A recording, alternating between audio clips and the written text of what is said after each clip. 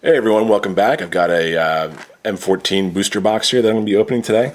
I'm only going to go through about half this booster box because I'm going to save the other half to do some drafting and some deck techs. So we're just going to go through the first 18 packs, I guess it is. And I'm really liking the way this M14 looks so far. It's one of the, I think, cooler core sets since when the Titans were around, and they were, by some accounts, vastly overpowered. The coolest thing about booster boxes, or actually the coolest thing when they still had them, were the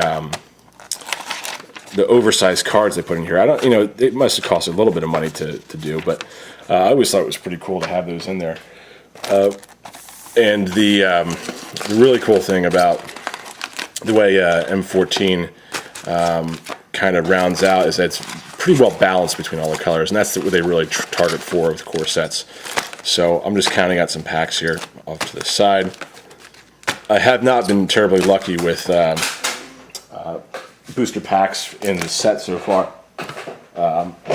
Only about a handful of decent rares, and certainly no Archangels or Garriks or any other Planeswalkers, actually. So just going to crack right into these and go through the uncommons and rares. 9,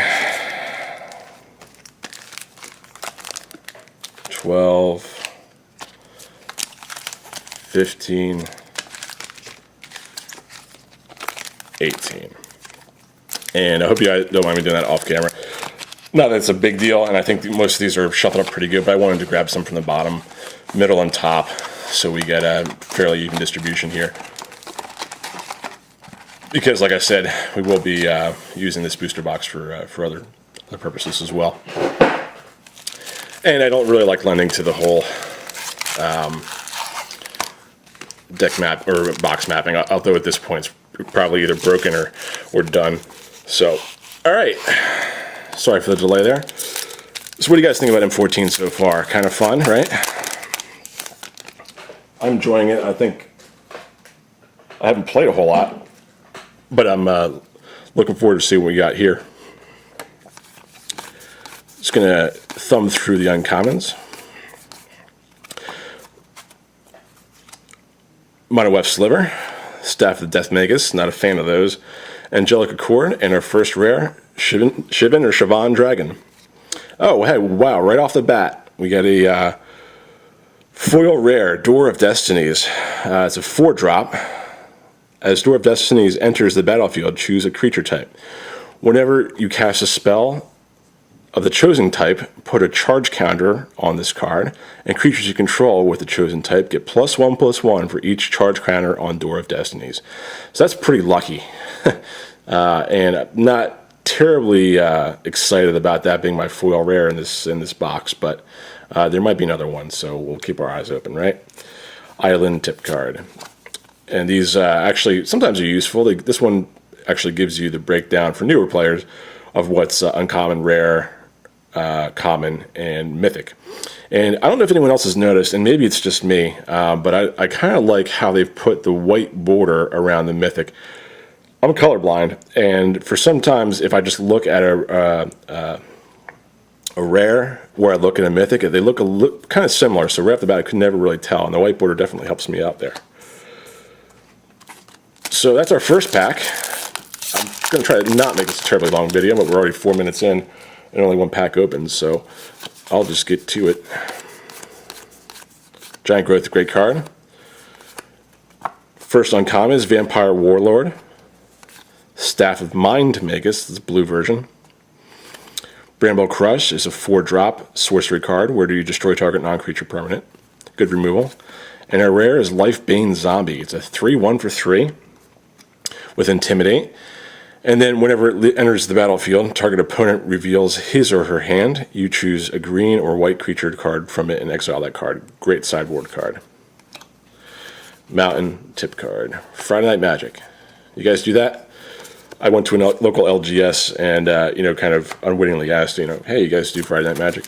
They said, yeah, we got about 30 guys here. And I said, wow, it's a little intimidating, right? I was expecting like 4 or 5 guys sitting around the table, but it's fairly popular. So on to the third pack here. We've got our first uncommon is Spellblast. Darksteel Ingot. It's a 3-drop artifact. It's indestructible, and then you can tap it to add 1 mana of any color to your mana pool.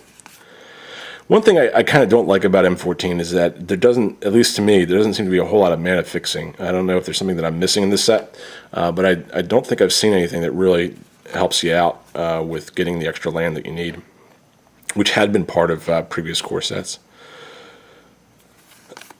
And our rare is Tidebinder Mage. It looks like we got a foil back here too. It's a 2/2 for 2.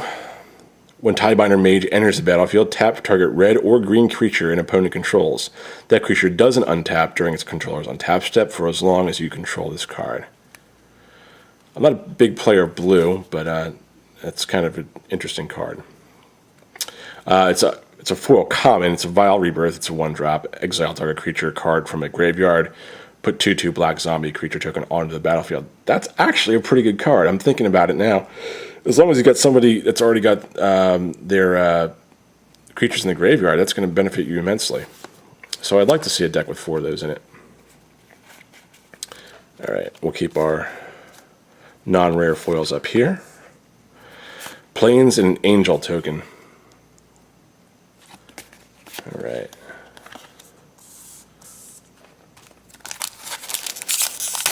On to pack 4.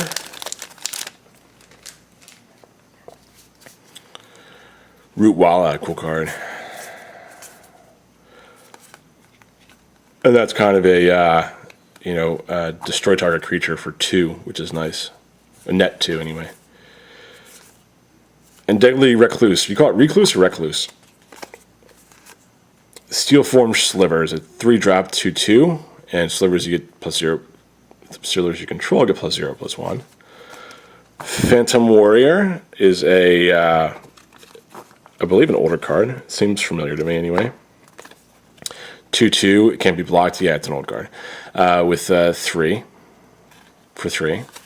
Elixir of Immortality. I just had I opened a intro deck with was white and green. I think it was called Light Force that actually had one of those in there, and I was looking for a play set actually because it actually goes well with a couple of the abilities that bring life gain into play. Ratchet Bomb. It would be great if they had artwork of like somebody on here that was like all done up like a Chandra or something, kind of just Ratchet. If you guys don't know what that is, look it up. 2-drop. Put a charge counter on Ratchet Bomb when you tap it, and then you can tap it when next time it's untapped and sacrifice this card. Destroy each non-land permanent with the converted mana cost equal to the number of charge counters on Ratchet Bomb. I've actually been waiting to pull this card because there's something specific about it that someone mentioned along the line somewhere, and we've got a forest and a tip card here in the back. Someone mentioned something about it, and I give them credit if I remember, but I don't. This basically makes Advent of the Worm useless. Not useless, because you can still bring it out. But the casting cost, or the converted casting cost on any token is 0. So for 2, you can remove any token on the battlefield, which is great. And all tokens on the battlefield, which is even better. So this, if you know you're playing someone with tokens, you better have 4 of these in your deck. Or you should have 4 of those in your deck. So that's really a cool card. I'm not a fan of it because I'm a big fan of Advent of the Worm. And I would have liked to see, that card have a little bit more of a heyday before it got nullified so quickly. Because it wasn't overpowered. It was pretty powerful, but I don't think it was overpowered. Our first uncommon is Illusionary Armor for 5. Enchanted creature. It's an aura. Enchanted creature gets +4/+4, and when it becomes the target of spell or ability, you have to sacrifice this card. Angelic Accord, Fire Shrieker. I don't think I've seen this one before. It's a 3-drop equipment, and then equipped creature has double strike. It costs 2 to equip it after you pay the 3 to bring it into play.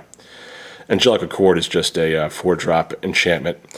at the beginning of each end step if you gain 4 more life. And this is the kind of the card that I was talking about that would play well in concert with that Elixir of Immortality. Wind Reader Sphinx is our rare. And this is what I'm talking about. Is that a mythic or not?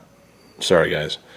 It's a 3/7 for 7, flying, and whenever a creature with card with flying attacks, you may draw a card. That's a pretty good ability there. And a zombie token. That's my colorblindness coming into play. That definitely is a mythic, so that's great. Our first mythic pull. 1, 2, 3, 4, 5 packs in. So we've got a mythic and a foil rare already. It's not too bad.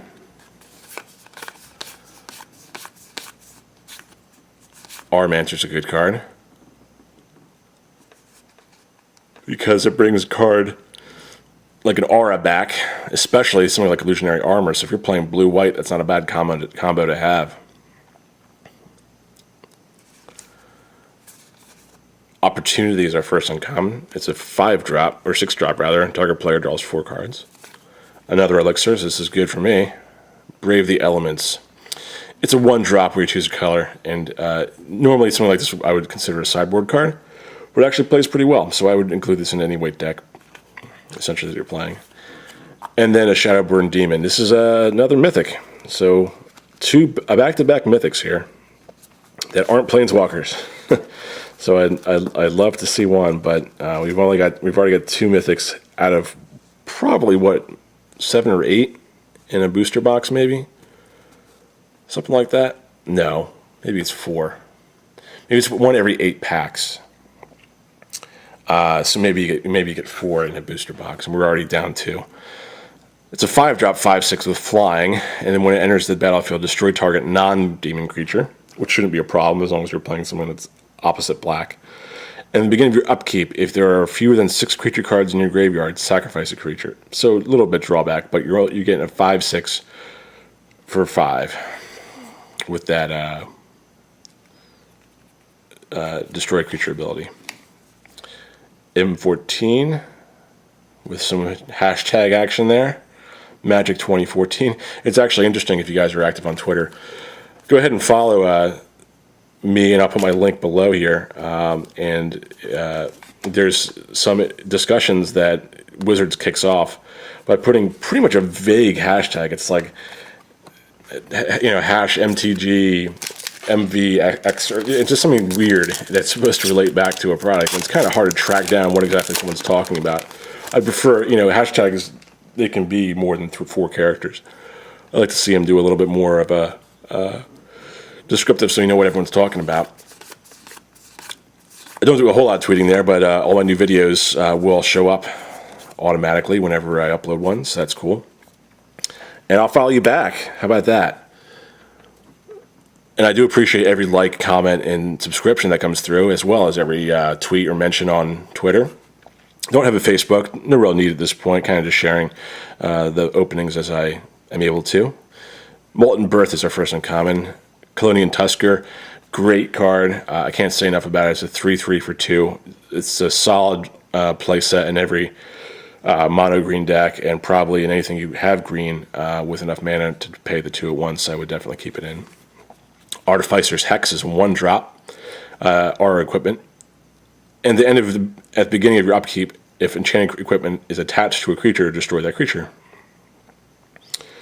So this has to wait until the next turn, so your opponent has essentially the rest of your turn and all of their turn to get rid of this card before it destroys that creature, which may lead them to doing some foolish things with it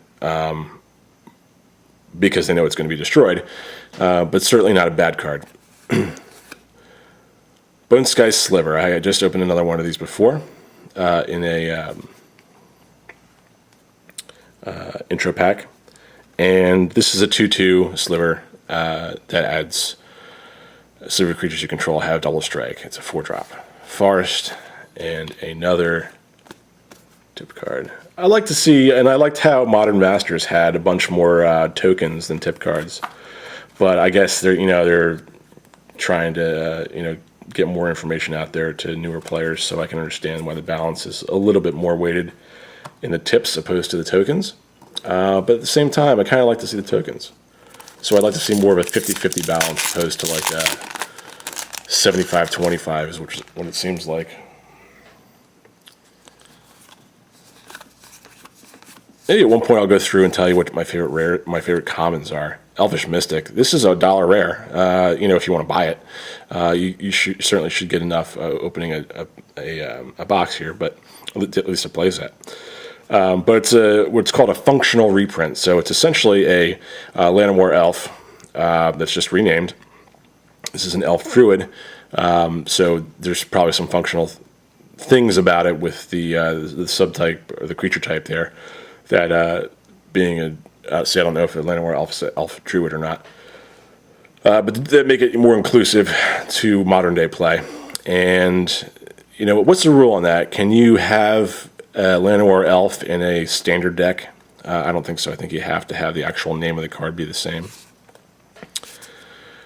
Woodborn Behemoth is a 4/4 for 5, and as long as you would control 8 or more lands, it gets +4/+4 and has trample. So a late game card. Warden of Eva's Isle is a 2/2 for 3. Flying. Creature spells with flying you cast cost 1 less to cast. And Flesh Pulper Giant is a 7-drop 4/4.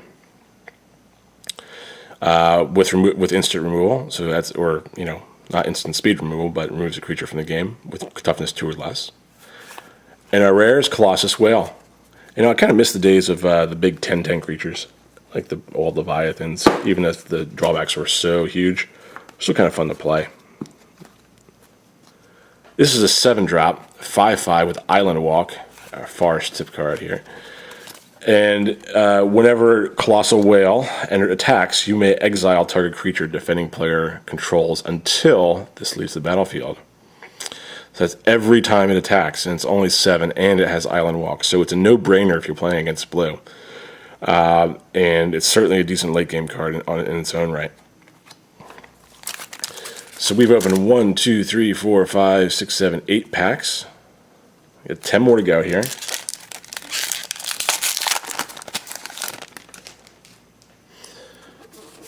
Try to go a little quicker for you guys. Encroaching Wastes. Congregate, Battle Sliver, Traumatize is our rare. It's a 5-drop sorcery. Target player puts the top half of his or her library, rounded down, into his or her graveyard. This is an automatic inclusion if you are playing a limited format, because you can deck someone pretty easily when they've only got 20 cards or less, because I guess by the time they've gone and drawn, you know, you're getting this out 5th turn, maybe 4th with a little help. So, you know, they've got 7, 8, 9, 10 cards done. So they've got 30, they're down to 15 cards. And our foil, looks like we're lucky here, Predatory Sliver. It's our 2nd foil common in this box so far, our 3rd overall. It's a 1/1 for 2. And it's a sliver, so you get the added benefit. And my favorite token here, Sliver 1/1 token. And that looks really cool.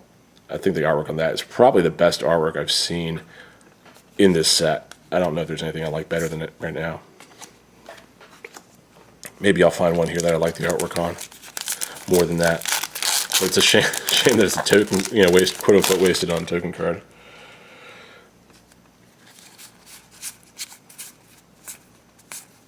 Okay, we've got Darksteel Ingot, Bramble Crush, Battle Sliver, and I think what I'd like to do is make a Sliver deck after I'm done opening all these up. Savage Summoning is our rare. It's a 1-drop instant, and it cannot be countered. The next creature card you cast this turn can be cast as though it had Flash. That spell can't be countered. That creature enters the battlefield with an additional +1/+1 counter on it. I like that a lot. Swamp and a Saproling token. So after I said I want more tokens, I opened 2 tokens. 1, 2, 3, 4, 5, 6, 7, 8. Maybe I miscounted. Get one more out of here. All right.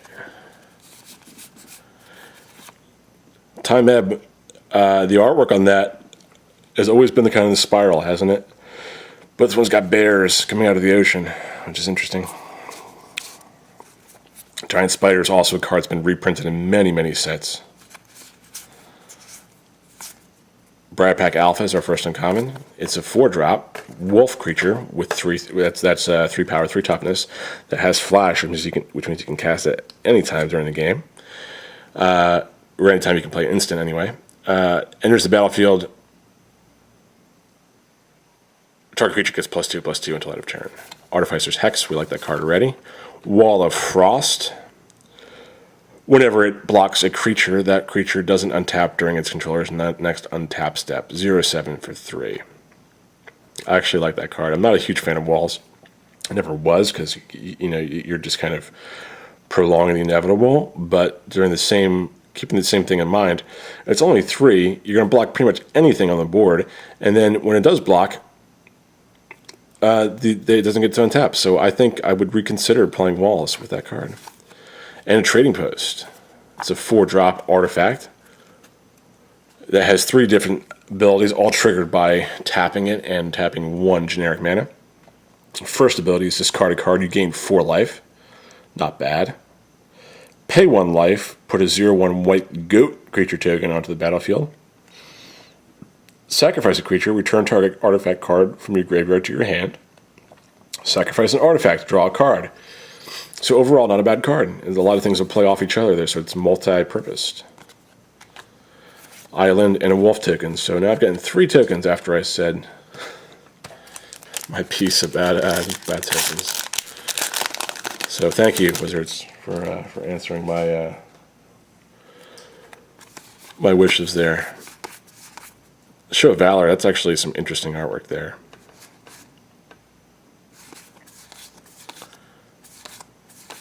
Wall of S-Words, 4-drop, 3/5 defender with flying. So it's got some points there that can actually damage your opponent. So that's the only thing missing from Wall of Frost, is having some kind of offensive or a power there, as opposed to being all toughness. But Wall of Swords is not bad. Volcanic Geyser, good card, just a fireball with 1 extra red on it. Howl of the Night Pack, it's the hangover card, right? It's a 7-drop, and it's a good card. Put a 2/2 green wolf creature token on the battlefield for each forest you control. Did I get one already? There might be one in there somewhere. I like it. Sanguine Blood is our rare. It's a 5-drop enchantment. Whenever you gain life, target opponent loses that much life. So and another token. Something you could probably play with a green-white. I'm not big into playing 3 colors. I've always been kind of a 2-color person. And having the 2 black makes it really hard to splash this card. But I think it's a great EDH card, a commander card, What do you guys think about that? I'm not big into playing commander. I think it's a cool format. Just don't really have anyone to play with. And I don't even know if Moto supports commander. If it does, I gotta look into it.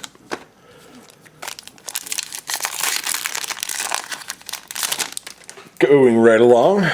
1, 2, 3, 4, 5, 6, 7, 8, 9, 10. Cancel's a good card. Only one more than a counter spell. But some people seem to think that makes or breaks the power of a counter spell. I don't think it necessarily does. I mean, some of the high level guys, the 1 mana is going to make a difference, because every turn is so calculated. But for most casual guys, this is perfectly usable. Millstone's our first uncommon. It's an artifact for 2, and tap 2 in it, and target player puts the top 2 cards of his or her library into his or her graveyard. Old but good. Banisher Priest, 2/2 for 3. Howl of the Night Pack. I'm digging this card. Mindsparker is a 3-drop rare elemental creature with first strike, power 3, toughness 2. Whenever an opponent casts a white or blue instant or sorcery spell, Mind Sparker deals 2 damage to that player. So it's got first strike. It's 3/2. So even that is worth the 3, I think. I think it definitely is. I think I'd even play 3 red, you know? And swamp in the tip card here with that awesome artwork on it for the, what do you call it? Sliver token. But that's definitely something that makes sense to me. And whenever an opponent casts a white or blue, so it's it's more of a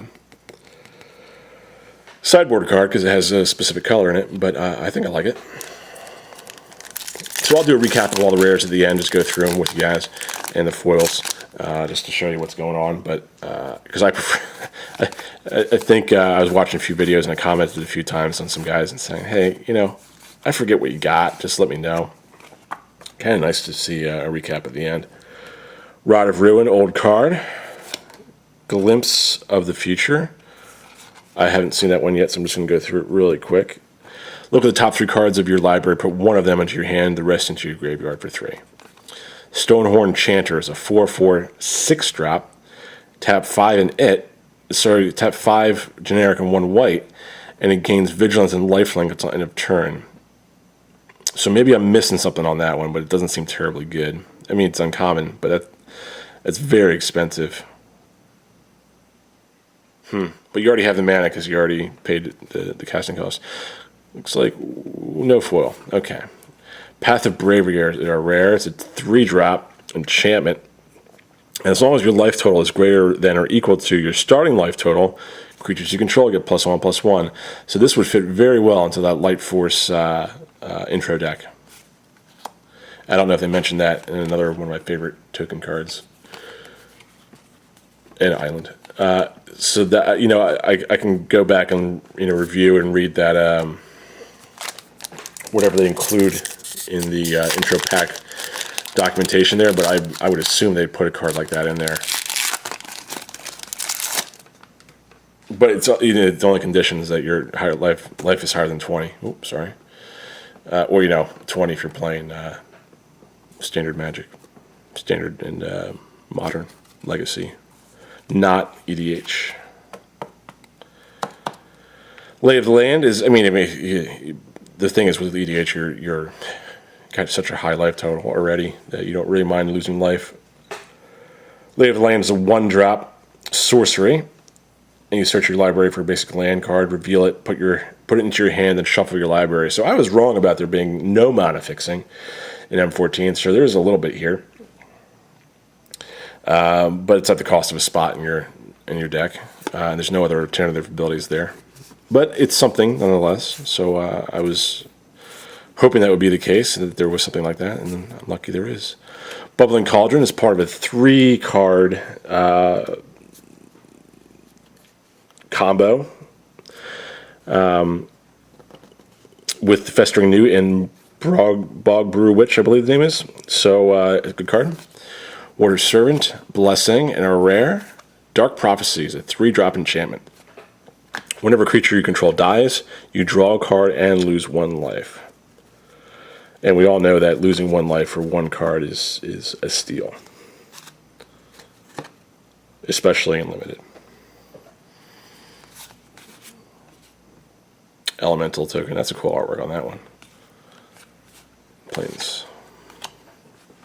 So down to our last 4 here, we got a couple mythics, a couple foils, a couple 3 foils, but nothing jumping out at me being something that's an awesome card.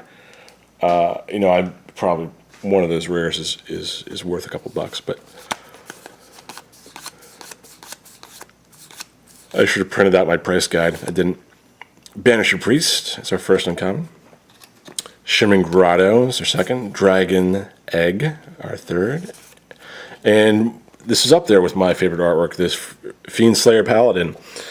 And some people call him, what do they call him? The Jedi Priest, something like that.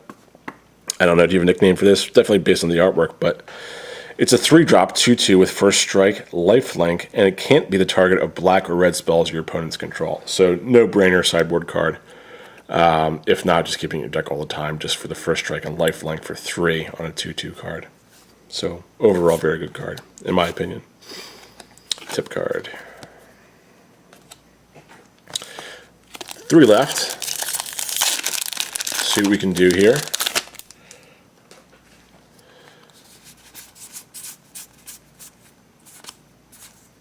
Tenacious Dead.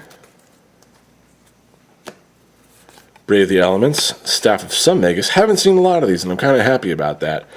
I felt like every third card, and I guess they were because there were commons in some of the other sets, were these kind of repeatable artifact, cards in Dragon's Maze and in Gatecrash. But not bad. Grim Return is our rare. It's a 3-drop instant where you choose target creature card in a graveyard that was put there from the battlefield this turn. Put that card onto the battlefield under your control for 3. I like it. Island Tip. Second penultimate pack. Let's see what we got.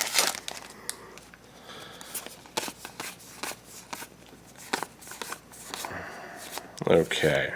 Glimpse of the Future. Volcanic Geyser. Singer Vampire, great card. Strigonic Resonator is our rare. It is a 2-drop artifact where you tap 2 generic and copy target triggered ability you control.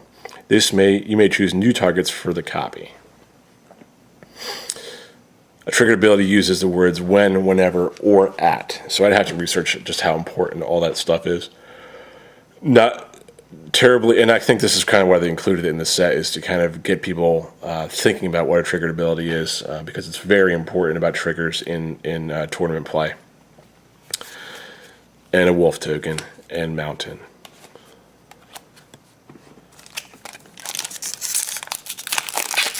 All right, last pack.